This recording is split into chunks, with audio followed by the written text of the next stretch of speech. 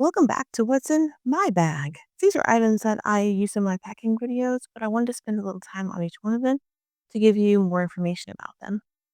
This is an item I picked up. It has a silicone little pouch and it has these air holes in it. And the reason that is to help this dry.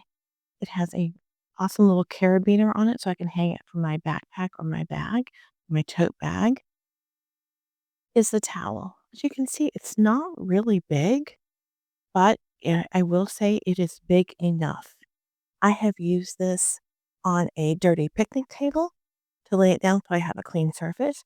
I have used this in the airplane when something spills during turbulence or a mishap of my own making.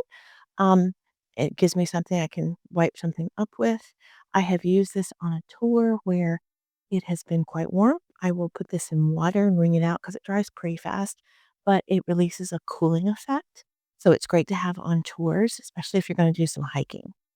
I have also used this in the restroom when the blower doesn't work or they've run out of paper towels.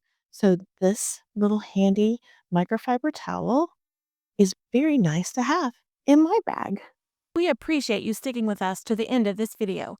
We share travel tips, packing videos, and tools for navigating the Points and Miles ecosystem.